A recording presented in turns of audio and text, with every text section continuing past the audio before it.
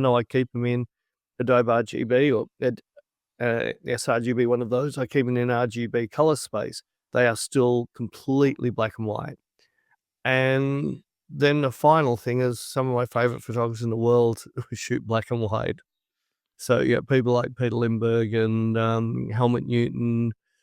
There's so many photographers I love, and they predominantly shoot black and white. That's often how it goes, though, isn't it? It's that influence that sort of, you know, shapes us in the way that we see the world ourselves. I tell you what, I've always had a love for black and white portraiture, and I'll tell you the reason why.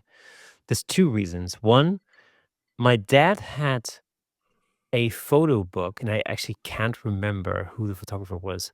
When I was a kid, there was a photo book of Hollywood portraits, so Hollywood headshots, basically, of like famous Hollywood actors from the 1920s all the way through to the 60s, and they were all black and white portraits. And I remember looking at that as a kid, and I found it super fascinating. But the other thing was, as you mentioned that a little bit when you talk about viewfinders.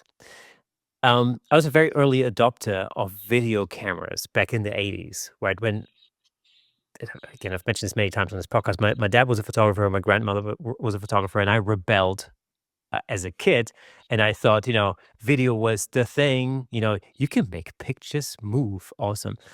You know, and but the video camera that I had a black and white viewfinder. And I absolutely loved looking through that viewfinder and seeing the world in monochrome, basically. Although it would record in color, it was just that the technology was such that the little LCD screen, or well, probably wasn't actually an LCD screen, it was probably some tube TV thingy. It could just render it in black and white. Say black and white.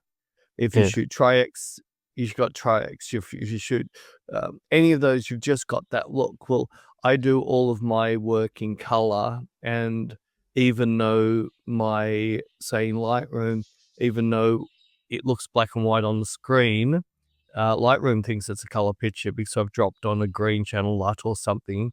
So it still thinks it's a color. So it gives me hue, saturation, and luminosity sliders, which means I can really break into my black and white and get my look. Whereas if I just shoot film, or if I just shoot a digital black and white camera, I've only got that look. I can't vary it depending on the scene. You know, sometimes I like to push the blue channel hard.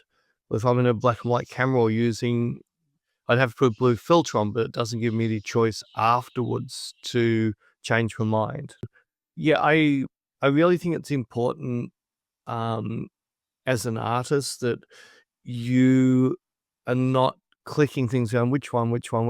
Like I do that with my red, green, blue channels and my mixing of those channels, because that's predominantly how I go to black and white.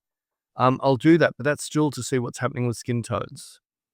So I'll just quickly go red, green, and I normally don't use red channel much at all. I mainly use green, blues, or a mixture of green and blue. I'll just slide it. Oh, there it is. That looks really nice on her skin, or that might look really nice on that scene. Thank you so much for tuning in. If you enjoyed that clip, then press here for the full episode in glorious Technicolor. Hey, and don't forget to subscribe.